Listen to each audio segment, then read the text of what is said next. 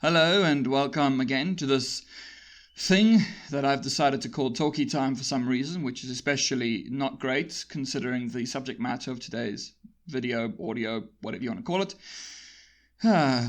Today we're going to be talking about what we do to animals, and so I will start off immediately with a content warning. This video will be discussing a lot of really, really bad things that we do to animals. We're not going to be looking at the good things we do to animals, just the bad things. So that probably isn't the greatest thing. And I would have also just immediately start off with saying I will have missed things. They are things that I did not think of, things that I forgot, things that I do not know about. This is not fully comprehensive, but it is a pretty good overview, I think, of many of the things that we do to animals, so it will not be the greatest, it will not be the greatest thing that's ever happened. Also, you might hear birds in the background. That is not some kind of a weird, ominous addition that I've put in. That is literally birds outside. I live in the middle of nowhere. There's birds everywhere. So, today what we're going to be discussing are a whole bunch of very, very fun, happy, miserable things. So, we'll basically be looking at consumption of animals, experimentation of animals, clothing with animals, breeding of animals, religious and cultural practices that involve animals, captivity of animals, and cruelty towards animals. So, quite a few things, which is why I think this will probably be, even though this is like all the Talky Time videos, this is not scripted. I'm using a list of notes in this particular case, and then just discussing it. I have a feeling it's going to be kind of a long video, because there's a lot, that we do to animals. Anyway, so let's get started. So, first off, consumption. We'll be talking about various forms of consumption when it comes to animals. So, first off, meat. That's pretty much the first thing we usually think of when it comes to the consumption of animals or animal products. We think of course, cool, meat. We have meat. So, pretty much everybody knows that meat production is unethical. You're killing an animal which, isn't great. However, the majority of the time, actually, it isn't so much the death of the animal that is the problem, but more so the life of the animal, because animals that are bred for meat consumption are not actually, they don't have a good life. You might sometimes get these kind of ethical farms where the animals live in a farm that, not a factory farm, like a nice big pasture, etc., etc. However, they are still obviously bred for the purpose of consumption, which we'll get into the lovely unethical nature of breeding later. But first, actual farms. So regular farms, you could say there are some okay aspects about regular farms. If it's like an old school type farm, big pasture, place where they can graze, they're allowed to sort of go wherever they want, cool. They will still be subject to the end point, obviously, which will be the actual murder of the animal. Usually through something that's quite scary and traumatic for a lot of animals. A lot of animals are put onto various types of essentially conveyor belt systems that kill them very, very effectively and quickly. Now, if it was a little bit more of an ethical place, they might use something like a bolt gun, which is where they just put the gun to the animal's head and it shoots out a bolt that kills it instantly. That is pretty much the most, humane you're going to get with something like a pig or a cow. With chicken, probably the most humane you're going to get is chopping off its head. But this is not the way it is done in what we usually think of when we think of meat consumption, which are factory farms. That is a very, very fun little aspect there. So factory farms are horrible. That's the best way to look at them. They are awful things. So basically, this is what a factory farm is. It is a farm that has decided to use a similar kind of mechanism to a factory. So we want to look at it as if it's on a conveyor belt. We want to treat animals as if they are simply an object that we can pump out as quickly as we can for the capitalist drive. So very, very fun. So what do? Well, different animals are treated differently in these, obviously, because different animals are different to each other, so they need to be treated differently. You cannot keep a cow in a chicken battery cage. It won't work because cows are bigger. So, yeah. So each of them has their own little fun things. So let's start off with, let's say, pigs. Pigs are a difficult creature because pigs don't actually exist for the purpose of anything other than meat production. So say cows, we can get milk out of them, and chickens, we can get eggs. So there are some animals that are kept alive for long periods of time for the production of those things, which also does just mean the elongation of suffering. But yeah, so pigs, very, very fun. Much like many of these animals, you'll see similar things with, say, with cows. They are specifically reared in small cages, right? Usually they can't really move. So it's a tiny cage. A lot of the time, cages are also stacked. I don't think they're stacked as often with pigs, but especially with things like chickens, they're often stacked. So what happens is, in these stacked cages, they don't really have a floor. So what will happen is all that feces and urine and whatever else comes off of them drips down the cages into the lower cages. So whichever animals are at the bottom are the ones that are literally getting covered in various substances. So that isn't great. Then, of course, pigs, just like cows, that's why I won't get into it with cows, but same with pigs, they are generally force-fed amounts, and then they will be also given various drugs to make sure that they don't get sick, because you don't want them to get sick. You don't want an animal to get sick because that would harm production. So we usually pump them full of antibiotics. We do this with kind of all the animals. We pump them full of antibiotics, and we also give them growth hormones to allow them to grow faster and to grow, with less feed and etc. etc. So it's basically just an easier way of pushing this out. It's a very very fun little time, I'm sure. So that is what we do pretty much to pigs. And then when it comes to the actual breeding of them, which we'll get into more in depth later, but just as a fundamental little understanding, with pigs, I don't think we really care if they're male or female. Generally, you can eat either, whereas it's not so much the case with, say, chickens. But what we do is, as soon as the animal is bred, we pretty much take it away from its mother very, very quickly. We don't want them to be with their mothers. We will rather take them away, feed them separately, which immediately severs the connection between mother and child, which in early formative years is often kind of an important aspect of life as a creature in general, not just humans, but also animals, non-human animals. So pigs, like that, they're kept in tiny cages. And we're going to actually get into the death part with cows, because they have like a similar way of killing. So they have this awful little existence, cramped, and similar with cows. But cows, you can't really stack on top of each other, I don't think, because it just doesn't really work. So what they're done, they're kept in small cages as well. Similar things of keeping them off their mothers when they're born. So they are separated very, very young. And also, which is what we'll get into when it comes to milk, but yes, essentially they undergo the same process as pigs in many ways. We usually just keep the females. They're the ones that get to grow up a bit, because we're going to use the females for milk. Very, very fun. Now, when it comes to killing these larger animals, right, what we do is we take the large animal and we'll usually put it into a machine that can kill it quickly. Now, usually what happens is they are funneled into basically like a tunnel that they have to go through because we don't want to, have too much difficulty with them. So we push them through these tunnels that are usually very, very scary, because there's lots of cows all walking together. They get scared. Whenever they try to get out of the tunnel, they're usually prodded with cattle prods to shock them into submission, and then they will keep going forward until they get to the end, where there are usually systems of slicing off their heads or something like that. It's usually usually quite a quick process, but it's not quick because they want to be nice to the animals. It's quick because quick is efficient. That's the only reason. It's because it's more efficient. All of this is done because it is more efficient to do it this way. If we treated animals like we did, say, 300 years ago, there would probably not be such an ethical issue. It would still be an ethical issue in that we're killing animals and consuming them, but it wouldn't be quite the same because,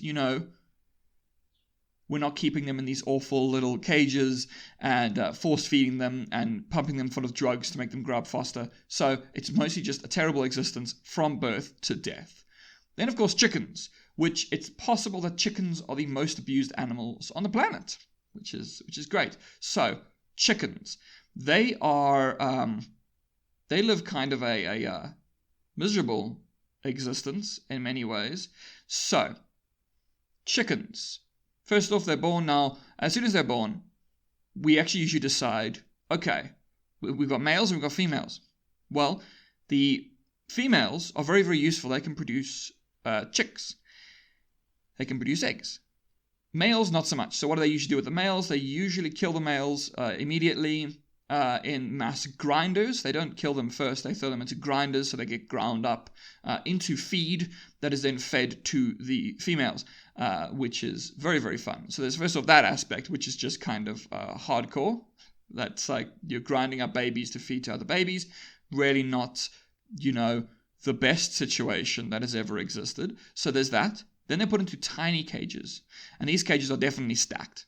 And that is where you get that feces that runs all the way down. So the ones at the bottom are the most likely to get sick. And yeah, that's not a good thing we want in our meat. So what do we do to stop them from getting sick? Simple, pump them full of drugs to keep them going. Because remember, we don't need to keep them going forever.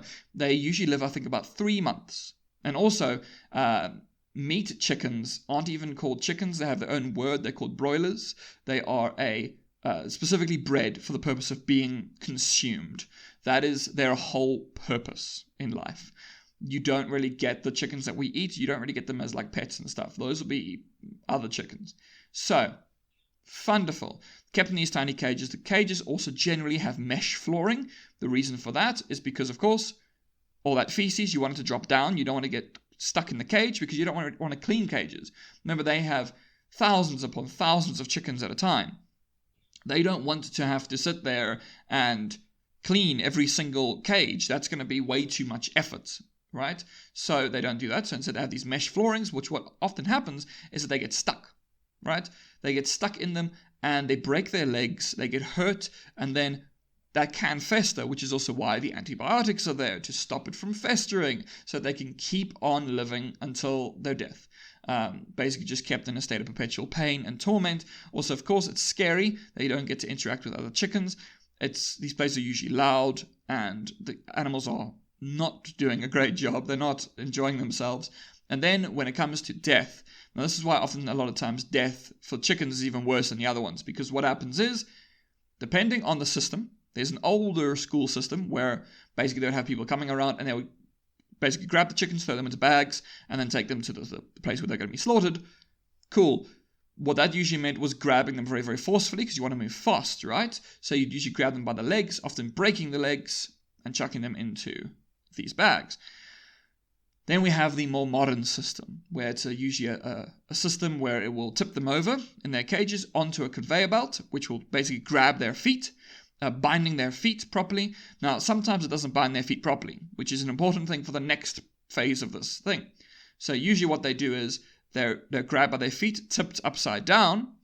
Their heads go through electrified water, which is meant to stun them, does not kill them, it's supposed to stun them to make the actual death but better. So what happens is they're stunned and then they're dropped into boiling water, which makes it easier for defeathering. So that's what they do. But now sometimes what happens is sometimes it doesn't grab it properly. So say I'll grab 1 foot and so now the bird is thrashing around. It might not become fully electrocuted, so it doesn't get stunned, and then it gets thrown into boiling water completely conscious. Cool. That is just great. That's what we do to chickens. Now, also, actually, I did forget one thing. I think a lot of the time with things like cows, I think also pigs, what they do is they cut off their tails as well, because they get so agitated in these small pens that they chew off their own tails. This is a thing that actually happens to a lot of animals, I think chickens included. They self-harm. They hurt themselves because they're so basically pent up in these tiny cages, and that is also why they'll do things like with chickens where they'll, for instance, de-beak them so that they can't peck themselves. So they're literally had their mouths cut off. And remember with the beak is like your lips. It has nerve endings in it. It's not just a piece of bone. It's not like fingernails or something. They can feel that. And usually also that is done when they're very much conscious. So, yes. That is meat production in a very, very quick way. But then, of course, you've got to jump onto milk production. Now, when it comes to milk, right, cool. What animal makes milk? Pretty much all mammals make milk. However, you can't just make milk. Like, humans don't just make milk. You've got to be pregnant. So what do? They force animals into, in this case cows, into a perpetual state of pregnancy. So they get pregnant, and then when they have birth, they are impregnated again, pretty much always forcefully.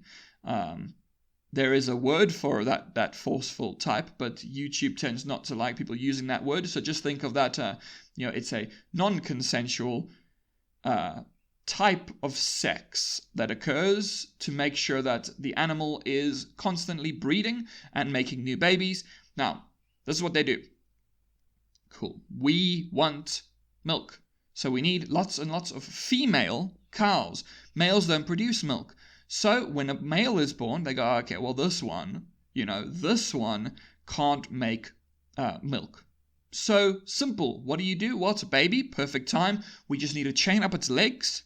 Okay, so it can never move, so that the meat stays nice and tender and soft, and later we can sell that as veal.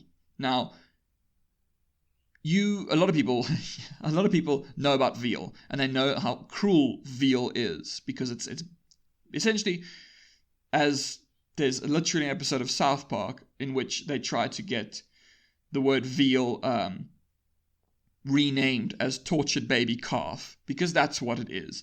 But if you drink milk, you support the veal industry, so they go hand in hand with each other. Milk leads to veal, because the animals that cannot produce milk, the males, become veal. So you cannot escape this. If you drink milk, you support the veal industry. So that is a nice little thing to know, because some people don't know that. So I'm glad you now know. Now, in addition, when we have these little babies, what do babies drink? Well, they drink milk. But if they're drinking milk from the mothers, then that reduces the amount of milk that can be harvested for humans. So, simple, we just have to have anti-suckling devices. So usually they attach things like spikes onto the udders of cows, so that when the baby tries to suckle from it, they get stabbed in the mouth. So that is what they do, which is really just great. So if you're drinking milk, it has also probably come from, first off, consistently forcibly impregnated cows with babies that cannot drink the milk because they get stabbed in the mouth whenever they do. So that is great. And that's milk. That's milk. And then, of course, eggs. Eggs, when it comes to chickens, as I said, remember, chickens are maybe the most tortured animal on the entire planet. Did I say eggs? Chickens are the most... Who knows? And this is unedited because I'm lazy. Chickens are the most tortured animal on the planet. Possibly. It's an arguable thing. So, that's cool. The eggs, when they give birth to a little girl, they go, perfect. This one can be part of the egg production. Males, as I said earlier, get ground down and fed to the females. Cool.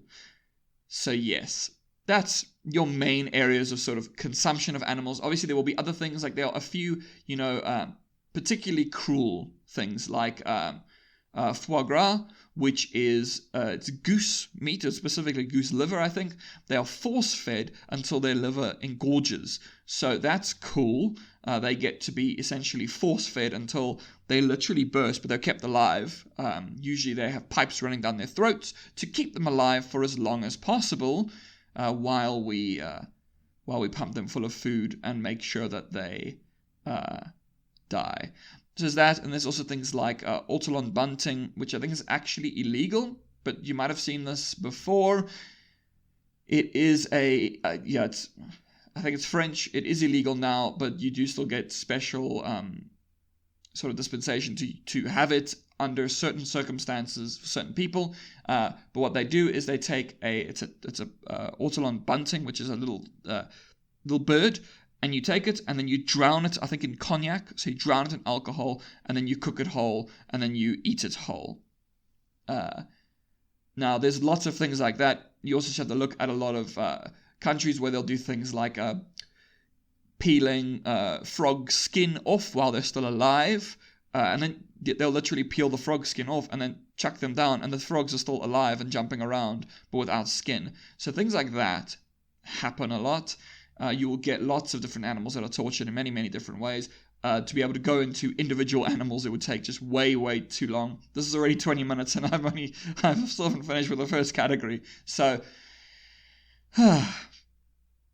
there's a bit here to talk about. So next, medicine. Now, this is not experimentation. We're getting into that next. But there are some cultures that have specifically animal parts that are used as part of medicine. For instance, in South Africa, you get the concept of muti, which will often be animals, like weird animals. They'll be tortured for it. Probably some of the most famous ones are things like, say, rhino horn, elephant tusk, these kind of things, which are then powderized, snorted or whatever people do with the animals they murder. So those kind of things happen, which are, great, as per usual. So that's some medicine which people do. That's obviously much smaller than, say, the meat industry, etc., because that's like I suppose considered by some sort of traditional medicine, which is just not as common as actually eating animals, which is obviously much, much more prevalent. So next, we finally on to our second category, experimentation. Now, I'm pretty much just looking at two main versions of experimentation, medical experimentation and cosmetic experimentation. So obviously medical is when we do something like, okay, we have some new pill, so we're going to give a whole bunch of it to animals and see what happens. Usually in overdose quantities. So they'll be like, okay, cool, we want to test, let's just say, we want to test aspirin. Cool, now a human should take, I think 400 to 1,000 milligrams of aspirin. Cool. What if we try giving, like, say, 5,000 milligrams to a mouse and see what happens? They'll do things like that. Now, you could try and argue from a certain perspective, from what we call a utilitarian perspective, you can argue that it's for the greater good, right? We are doing this to help humans, which, first off, necessitates that human life is more important than animal life. So that depends on you. It's up to you what you think, etc., which is just great. So that's fun. Then, of course, you get to just... No, you see, I've lost my train of thought. And I'm not going to edit this. This is staying in. Now, if I have to talk about this misery, I get to whine. Okay, so with medical experiments, it will be with any kind of thing. We usually give overdose quantities, or we'll even give animals poisons that we want to see how they operate.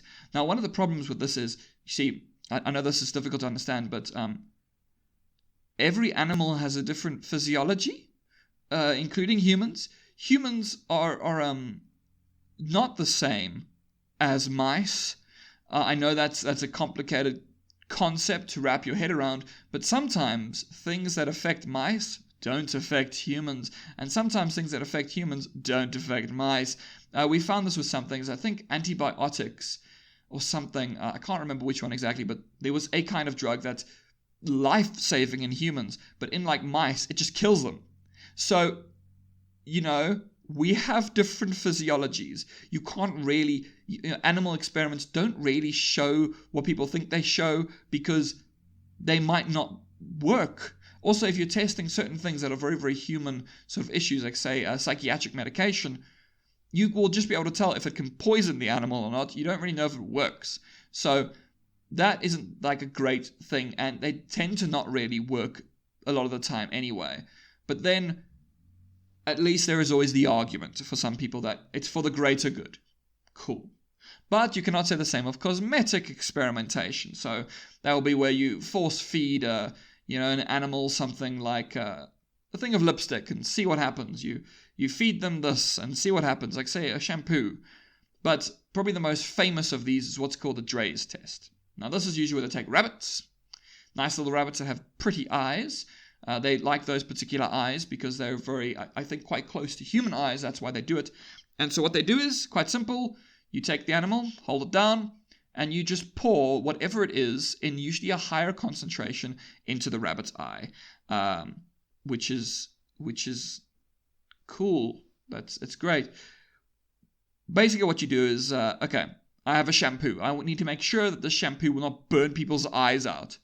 That's understandable. You don't usually want to burn people's eyes with a cosmetic item. So what they do is they'll go, okay, cool. We're going to up the concentration. Because remember, say something like shampoo. Shampoo is actually like 70% water. Pretty much all of these things are. So what do? They'll be like, okay, cool. Let's not make it 70% water. Let's make it straight up like 10% water. So it's at least liquid. And we'll pour that sludge into the rabbit's eye and then watch what happens. And then usually what will happen is they'll actually have clamps that force the animal's eye open so that it stays open. Now, sometimes animals' eyes literally get burned out of their sockets because we've done this with more than just, say, shampoo. We've done this with poisons. We've done this with caustic equipment. We've done this with like cleaning chemicals, stuff like that, to see what it does if it gets in someone's eye. Now, the answer might be to, like most of us, don't put it in your eye. Like, just keep it out of your eyes. But there's always the argument that, what if it gets in your eyes? What must you do? So what they'll often do is they'll pour it in, then say they'll clean it off immediately and see. Okay, cool. It doesn't cause any permanent damage. If you do that, okay, let's put it on for an hour. Now let's see. Okay, it's some permanent damage, but not fully. Let's leave it in for a week. And then they'll say, okay, see, it's completely burned the eye. As you can see, the eye is gone. Yeah, if you get shampoo in your eye, don't leave it in for a week. That's essentially the thinking there behind this kind of cosmetic experimentation.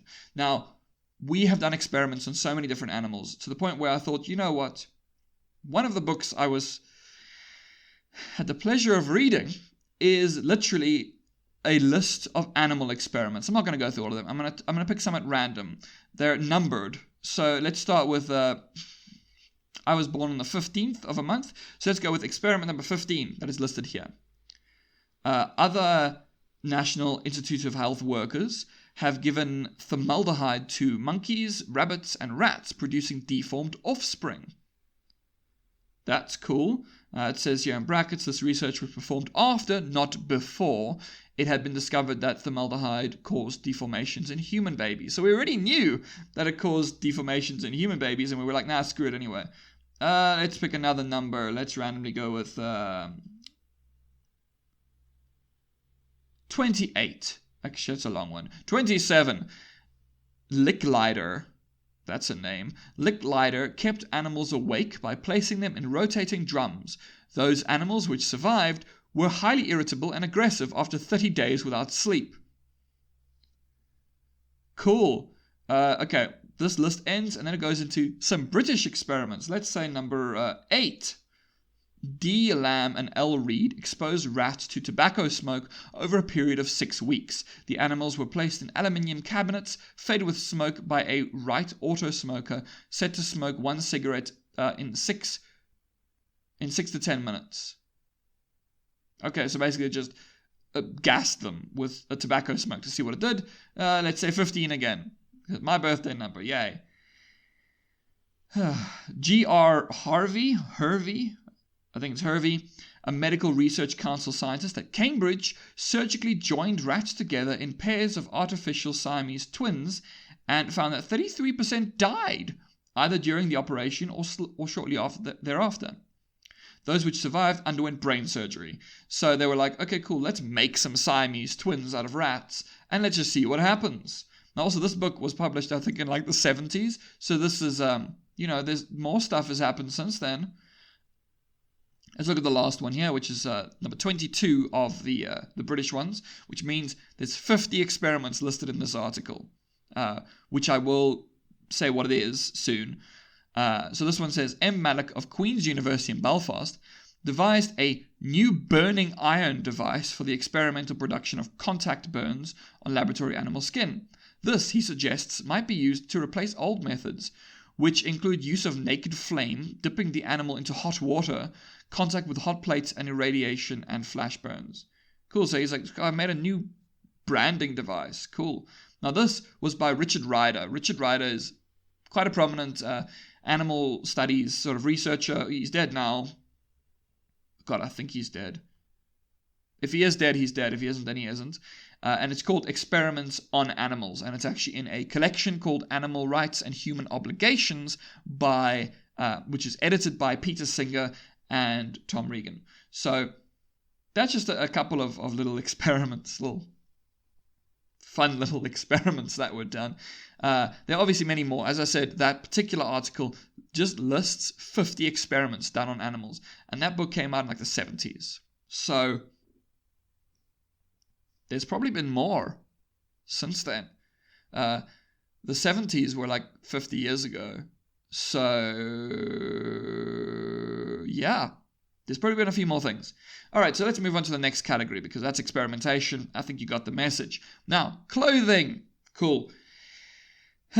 When people think of clothing and animals, they usually think immediately of leather, which is, of course, from cow skin. So you skin a cow, and then you can basically tan that and then make it into clothing. And it's very, very good, like stable, sturdy material to make clothing out of. So that's good. That's great. Now, leather is kind of inherently tied to the meat industry. You might say, okay, well, they died anyway. Yes, but leather, if you want to keep making leather, you have to keep killing animals. And to keep killing animals to make leather, it's a cycle. So they both support each other. Obviously, the meat industry is bigger than the leather industry. And there are now moves towards things like, pleather, fake leather. We don't need leather anymore. We have things that can essentially replace it. It's actually quite funny that probably actually the most famous thing made out of animal skin is fur, which I forgot to put on my list. But fur is obviously also a thing. You have to skin animals to get it. Usually these animals are bred for this. And also, because they don't want to harm the fur, they will usually kill them with things like beatings. So you're not going to slit its throat, because if you cut it in a way that will kill it easily, you'll mess up the fur. So it won't have as high a value. So that's cool. So leather and fur are both obviously cruel. Now most people also have sort of agreed now that fur is cruel, but it's interesting how they don't agree that leather is also cruel.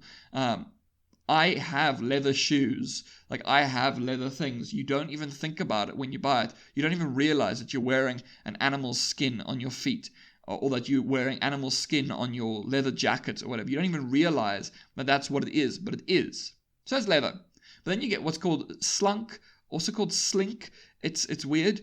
Basically this, I think it's slunk and slink. I'm pretty sure. I'm now going to quickly do a very, very quick Google search, but I'm pretty sure I'm right. Slunk. So, yep, slink or slunk. Okay, no, that's the other thing. I'm talking about leather. Google. Leather. Yeah, okay. So, slunk or slink. Yes, I'm right. Basically, very, very simple. All right. It's leather. So it comes from cows. But this is very, very nice and smooth, soft ones. It's from calves. Specifically, pre-birth calves. So prenatal. They have not yet been born. So what do? Very, very simple. You're going to have to kill the mother in the process, usually. Slash open the mother. Pull out the not yet fully developed calf. Caught in my throat there. Usually, you pull out this little baby, which isn't born yet, so it won't be able to survive. And then you impale it on a spike. And you immediately start cutting off its skin, because that's a good idea. So yes, it's a very, very nice, smooth fur, but you do it by killing a baby. It's not even a baby yet, actually, because it hasn't been born yet. It can't survive. It will gulp for air because it can't breathe. But then usually it is impaled quite gruesomely. I won't say exactly where it is impaled, but you can get a message on this of saying, well, if you don't want to, damage the leather, you're going to have to either impale it through the mouth or... my throat is being irritating.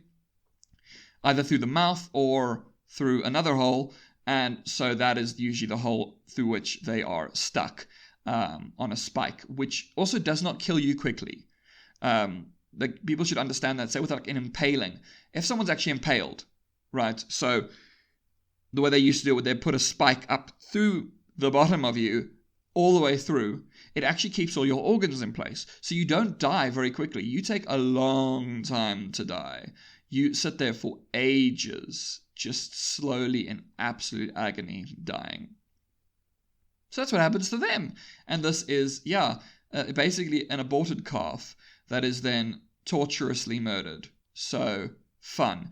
Then, of course, there's wool, which I think, tend to forget wool is from an animal. But yeah, wool is from an animal, and a lot of the time, because they don't want to damage the animal, they don't want to damage the wool itself, obviously, because you want to keep the wool nice and pretty. They don't want to, like, cut anything. So what they'll do is they'll hold the animal down, shear it. Often, it does involve, like, actually kicking them, holding them down, breaking legs, etc. Not always, but that is a big aspect of the industry. So that is absolutely fantastic. Let's move on. Now we're going on to breeding. Now, immediately, you should understand that breeding of animals is almost always done through force. It is not consensual. The animals are not choosing to breed with each other. They are being forced to breed. Usually using a thing called the breeding bench, or there's another word for it, which it's also a word that YouTube doesn't seem to like very much when you say it. So it starts with an R, and it means non-consensual sex, and it has the word rack after it. So something rack, which is obviously great. What they usually do, they strap the animal down so that it cannot move, the female animal specifically. They'll strap it down so that it cannot move at all, and then they'll bring in the male, they'll bring in the stud to then breed it, obviously against its will. It's cool. So this is how we usually have the meat industry continues and perpetuates, by essentially using forced sex between animals to ensure that is what happens. Cool. Now, that's just that aspect of breeding. The other aspect is also, of course, the creation of animals that probably shouldn't really exist. So let's just look at a very, very basic one. If you have a thoroughbred dog, you have supported unethical animal breeding. That is just the way it is. If you want to be a bit, more ethical about owning an animal, then you should go with, a shelter animal, a rescue animal. Although we will be getting into that later when it comes to the second last category that we're going to be discussing, because, you're not entirely off the hook even if you do have, a rescue animal. But thoroughbreds are specifically bred to have a perfect, whatever specific categories we want that animal to have. We want it to have these particular qualities. We want it to have this kind of face, this kind of nose. We want it to have this strong a sense of smell. We want it to have this. So we selectively breed. So we created thoroughbreds, which we then like. And then what we do is we interbreed thoroughbreds with each other. So this inherently produces disabilities. This is why animals, specifically like dogs, have so many problems. Like, we just know that Labradors just have messed up spines. We know that the really, really big animals, like Great Danes, those kind of animals, they don't live long because they're too big. And also, when they get older, they start struggling under their own weight. How many animals, say like pit bulls, stuff like that, they struggle to breathe because we've made them specifically for that purpose. We've made them to be basically just receptacles of our cruelty, because we thought, oh, well, this is a pretty animal. It looks pretty when it looks like that.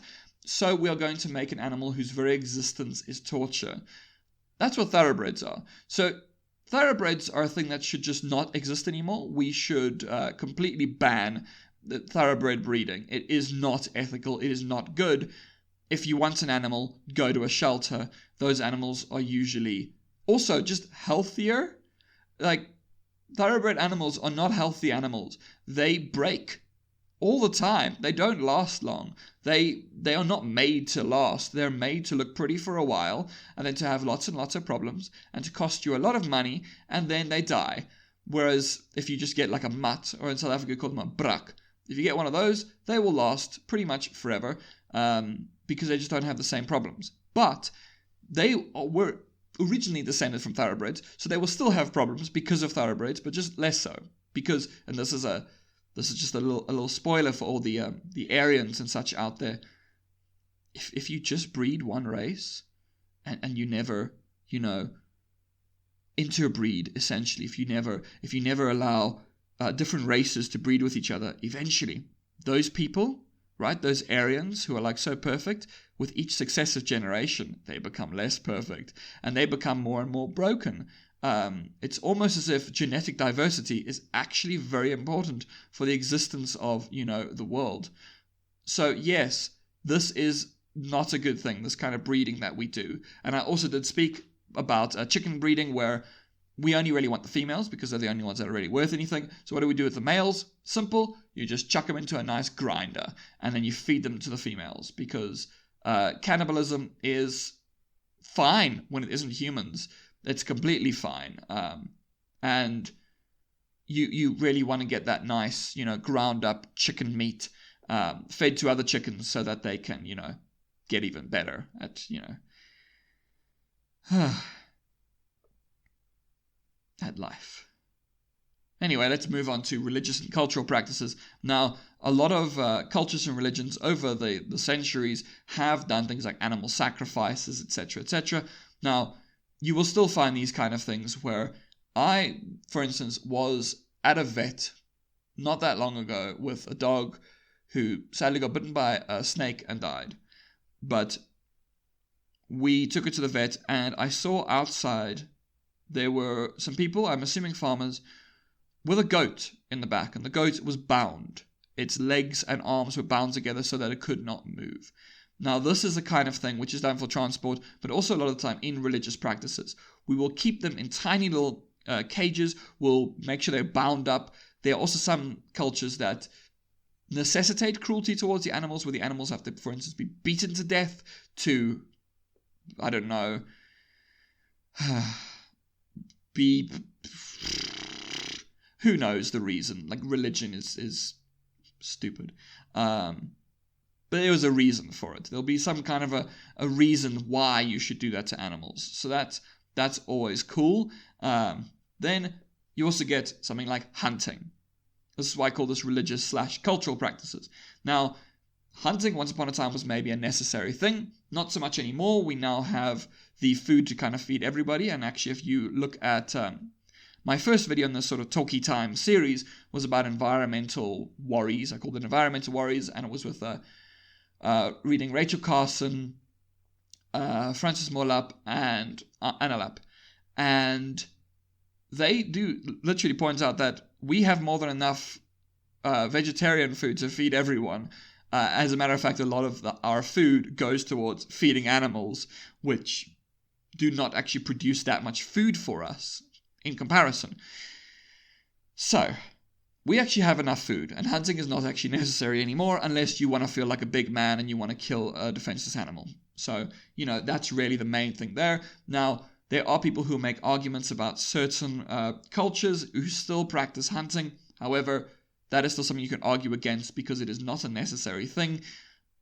If you are going to say that your culture requires the murder of certain animals, then maybe your culture is something that needs to be examined more closely. Maybe you need to actually examine your own culture and understand aspects of it that are not good, etc., etc. But this is a topic that does irritate some people, and some people will get angry if you try to claim that these kind of traditional hunting practices should also end, because essentially it's a colonial mindset to say otherwise. But I would disagree. Hunting is not a necessary thing, kind of ever, and the consumption of animals is not necessary at all either.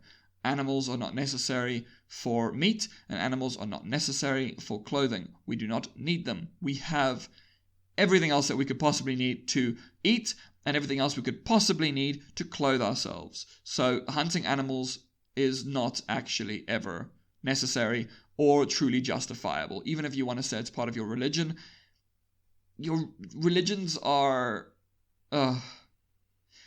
I myself am kind of a very, very hardcore anti-theist. I do not believe in religion. I think religion is ultimately more damaging than anything else. And I think religions are a way of promoting things that we should maybe not promote and things that we should move away from. And religions also tend to state that this is the way the world is supposed to be. Animals are supposed to be below humans, and that's why we need to kill them. Because, I don't know, you can't possibly have just empathy for life. You have to also kill it. So, yeah. But that was probably a whole discussion for its own time. One of the sources at the bottom in the description will probably discuss hunting, as it is an interesting area here where some people would have strong disagreements that hunting is immoral versus, factory farming. But really, they're all immoral because, yes, while factory farming, the problem with factory farming is, remember, not the death of the animal, but the life of the animal. And in hunting, you could claim, oh no, but the wild is, that they're living in the wild and they're killed just like any other creature. However, that is basically saying that human beings have to be like that, which they don't have to. So really, you're thinking very, very little of humans if you believe that hunting is necessary. You think so little of humans that you think we have to continue being like animal predators rather than actually just becoming more human. Basically, people who believe in hunting believe that we should be more like animals than like humans, which that's a whole discussion for another point, but for another time. We'll get to that eventually. So let's move on to captivity. Cool. So, we keep animals in captivity. We can look at a couple things here. Let's first look at probably the thing that a lot of people think of first, which is the circus. Circuses have for a long time used animals, especially exotic animals, for whatever bloody reason. People like seeing a elephant stand on one foot or whatever people want to see an animal get tortured into doing. Now, of course, these animals are often beaten to train them like this. There are also cases, sometimes they're like absolutely wonderful cases, like there was an elephant, I don't remember her name, but her trainer tried to feed her a lit cigarette, so she killed her trainer. And then you go, haha, good, that guy deserved it, trying to feed a lit cigarette to an animal. That's just awful. But circuses in general are just terrible things. Not even the ones that just use animals. I mean, they're all terrible. It's a bad idea. Circuses are terrible. Cirque du Soleil should not exist. That's just mostly a joke. You can have it if you want to. I don't know why you'd want to, but you can have Cirque du Soleil if you so desire. P.S. I don't actually have anything against Cirque du Soleil. I just thought that would be funny. But yes, circuses that use animals are inherently torturing those animals to get them to perform. So that obviously isn't a great aspect in that particular sense. Then you get work animals. Now this is becoming less common. Once upon a time we had to use animals for work. We had to use animals to plow our fields. We had to use them to help us hunt, etc., etc. Not so much anymore. We now have machines that can do a lot of these things for us. Why would you have an ox dragging your plow when you could have a tractor? Tractors are inherently better at doing this kind of work, and you don't torture a tractor to do it. A lot of the time these animals would work until eventually they get too old to be worked, and then they'll be killed. So that is essentially the life of many, many work animals, that they were just killed after they worked their asses off. So they didn't even get a retirement a lot of the time. So, but that is something that's moving. We're moving past that a lot of the time. Now, let's move on to pet ownership, but let's first talk about the ones that is less controversial. Exotic pet ownership. Nobody should have an exotic animal, ever. There is no justification for having an exotic animal. First off, you're going to have to keep it in a cage, which is always inherently cruel. It would be better to have them be in the wild than in a small, confined space. Like you get people who have lizards, you get people who have snakes, you get to have people with whatever the hell else. I think I've been talking for so long that my throat is causing me problems. Now, these animals also, here's one of the big things. Exotic animals, which is just a word for not from where I am. That's literally what an exotic animal is. These animals are not meant to be taken away from their habitats. Now, we can say, as first off, from just that pure perspective, right, saying they shouldn't be taken. And that should be enough to disqualify exotic pet ownership. I know someone in my family who owns a monkey and keeps it in a tiny cage and insists that the animal is fine with this, which I would very much argue, no, it isn't. Monkeys live in large areas and they move around a lot because that's what they do. They literally have the capability of moving a lot. They are very mobile animals. They can shoot up trees and be, running across trees halfway through a forest. They should not be in a cage that is smaller than a shower. That is not what they should have. Cool. That out the way, there's another aspect to this which should also disqualify exotic pet ownership. Exotic pet ownership leads to zoonotic diseases. So, if we are moving animals that should not ever be near each other, towards each other, we are going to cause problems. An animal that is from, say, Ghana and an animal that is from South America are never meant to come together. So if they are now put in cages right next to each other, they can actually spread diseases to each other. Now the thing is, the diseases in a specific group are fine. So this is like a big thing, say with human colonization, right? When the Europeans got to the Americas, they spread disease, a lot of disease, to the native people, and a lot of them died. Now, they died because they were not familiar with, or their bodies, not them as people, their bodies were not familiar with European diseases. So they caught these diseases and then died, which obviously is a problem. But this is exactly the same thing with animals. When animals get brought together from different places, they have developed evolutionarily separate from one another, which means that the diseases that they have been getting for centuries, they have grown used to. Like us, we get the cold and it's fine. If you were to somehow pass the cold on to like a mouse, it might die because it doesn't have that. It's never experienced it before, so it won't be able to survive it. This is what happens. You bring two animals that are from far apart, they potentially could spread diseases to each other, which then, if they are then, say, put into someone's home, there's the potential that those diseases could spread to the human. Now, what happens when a virus spreads from a human to an animal? From an animal to a human? What happens? Well, you get the possibility of pandemics, which is quite possibly what happened with this current one. The COVID-19 coronavirus pandemic is from bats, and bats actually carry a lot of diseases. And so, if you were to take bats and constantly interact with them, we could get diseases from bats, which means we shouldn't really be around bats. But we are. We have bats in our zoos, we have bats in markets, we have bats all over the place. We are interacting with them and possibly taking on their diseases. So this is just that part, right? That's exotic animals. First off, it's literally dangerous to us to have exotic animals. It's dangerous to the planet. That's actually, I don't like that term. It's dangerous to the planet's inhabitants. The planet will always be fine. Earth will probably go through several extinctions before it is destroyed by the sun. So the planet is not actually ever in danger. It is the creatures on the planet that are in danger, and I think that's an important distinction to draw. So now let's get to one that will probably be a bit more controversial because people do not like being confronted with their own wrong actions. In this case, traditional pet ownership. I have a dog. Kayla. She's my best friend. I love Kayla. I've had Kayla since I was 13, I believe. She has been with me for a very, very long time.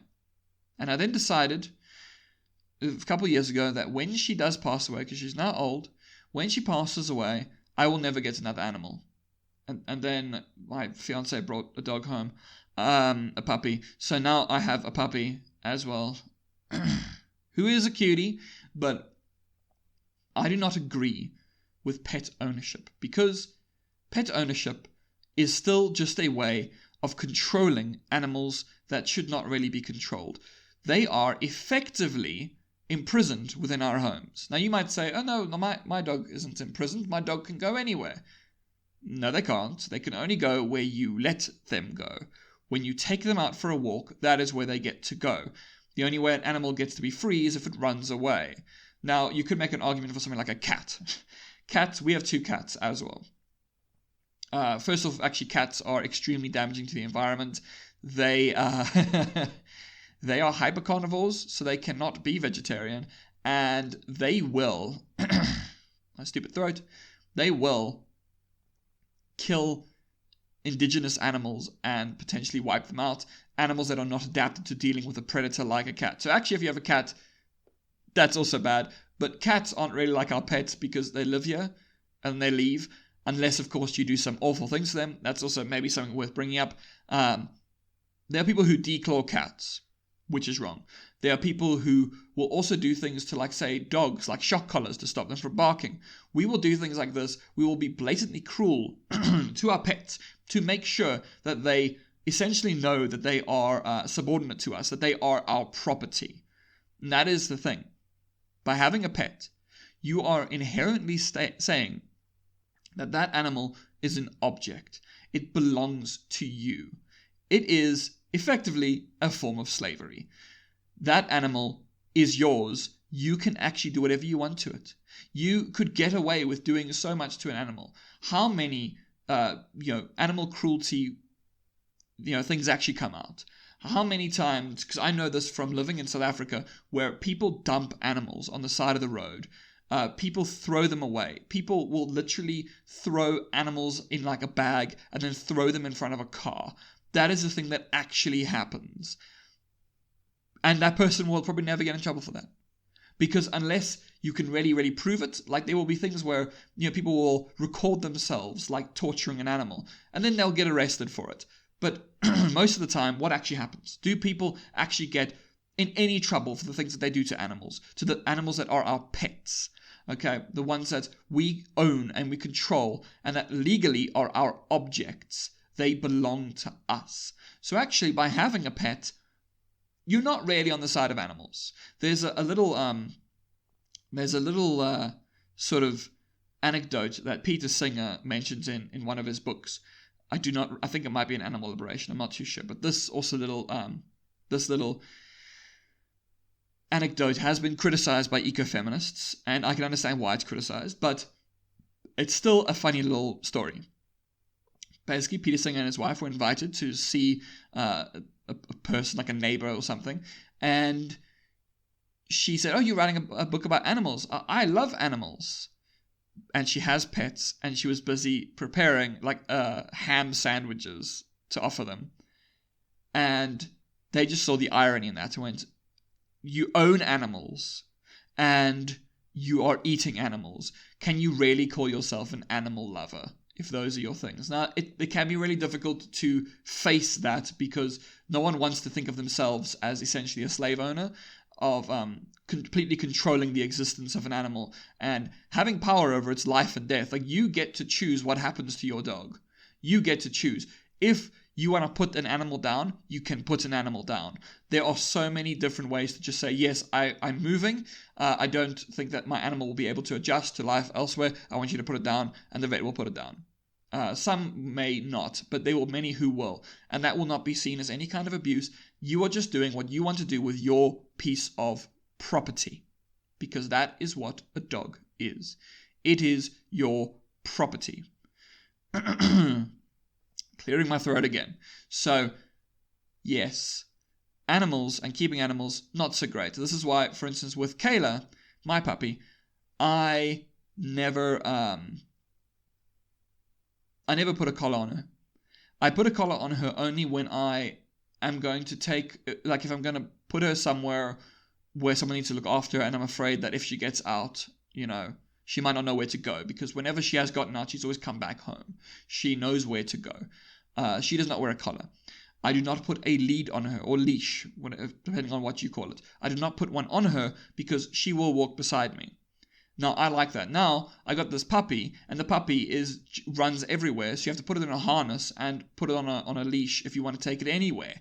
So, if you want to take her anywhere at all, you have to restrain her, which I morally do not agree with. If you're restraining an animal, that means that you are trying to control it. That is not, a great thing to do, but it is often necessary.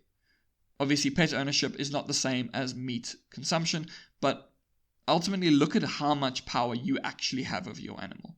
And things like collars, leashes.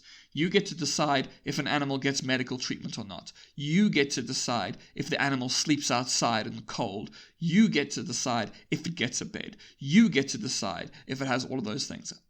How is that not essentially slave ownership? How, when you have complete and utter control over them, and also, if they do something wrong, you can punish them. If a dog pees on the carpet, you can beat it. No one will say anything. Maybe some people will, but most of the time, you're not going to tell people, oh yes, I beat my dog half to death because it peed on the floor. You'll just say, I'm teaching my dog to not pee on the floor. Stupid throat. Been talking for an hour now. This is a long a long video. And getting all this out is also probably somewhat cathartic.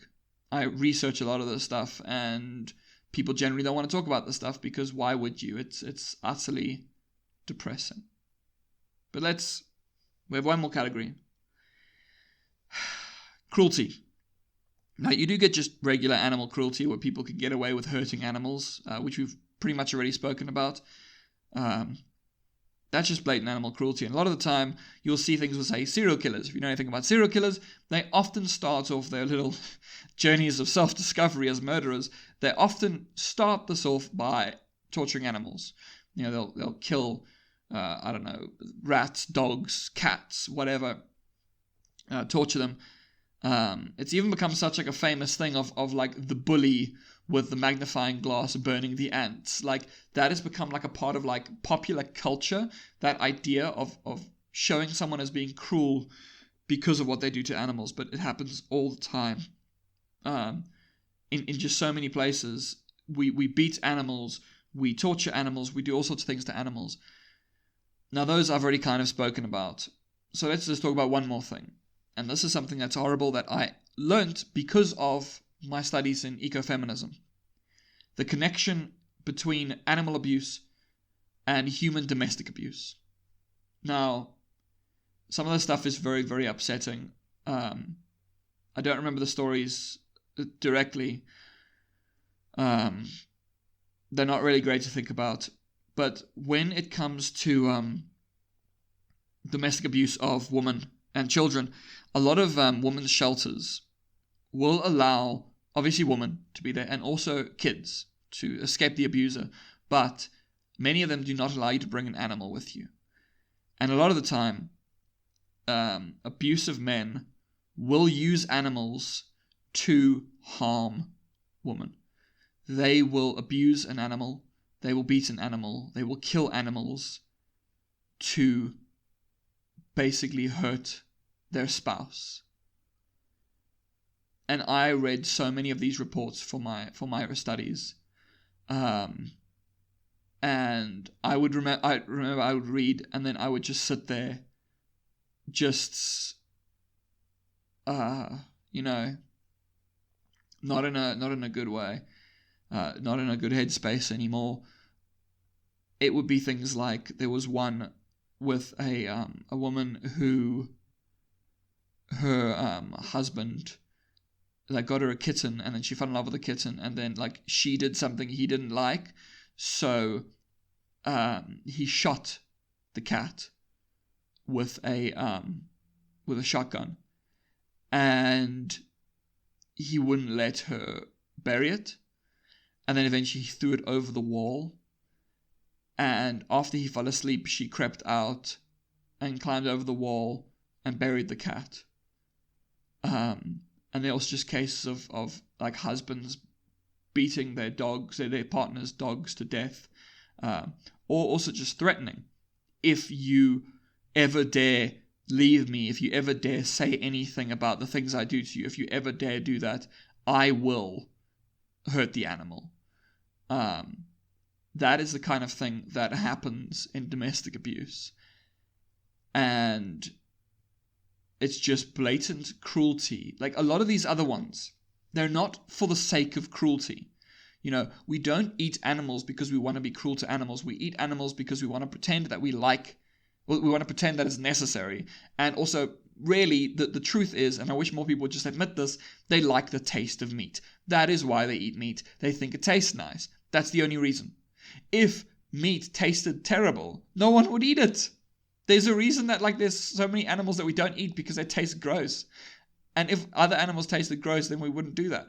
Experimentation, right? We always say, it's for another reason. It has justifiable reason. Clothing, well, we want to wear them, obviously. Breeding, that's because we need more of them. Religious stuff, that's because, apparently God said so.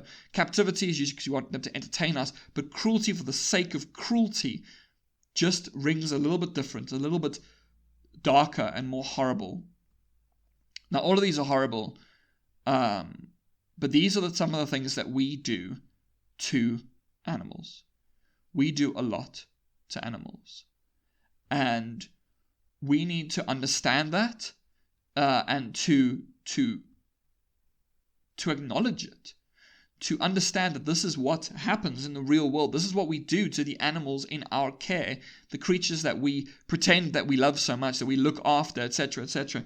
These are actually the things that we do to them. And while this video, I'm sure, was not exactly fun to listen to, it's full of the truth. This is the truth. This is what actually happens to animals. This is what we do. This is the way we treat them. And it's not good. And I think I'm going to end there. I'm now going to go and do something else. I will put books in the description that you can read if you want to learn more. I have read way too many of these things, and I don't really know how you can learn the things that I have learned about what we do to animals and not feel that we are inherently the oppressors. We are the evil ones. We are the ones in the wrong. We are the ones performing these awful acts. And we need to acknowledge that that's what we do. And then we need to try and change it. Because there is no actual justifiable reason for the things we do to animals. The closest we come to something that's actually justifiable is medical experiments. And that's about it. And most of those aren't even really like a thing. They usually don't work. They don't help. We breed so many animals for the purpose of just murdering them in experiments. And a lot of it is useless. So that's really the only place in which you could possibly justify our use of animals. Nowhere else. Alright, and that's... Yeah, I'm done now. If you, for some reason, want to look at the rest of whatever the hell I make, you can do that. You can look in the description. There'll be all the stuff in there. Most of my videos aren't this depressing. If this is for some reason the first one you've watched / listened to, most of them are not this depressing. So, yeah. Goodbye. I hope that you have a good rest of time.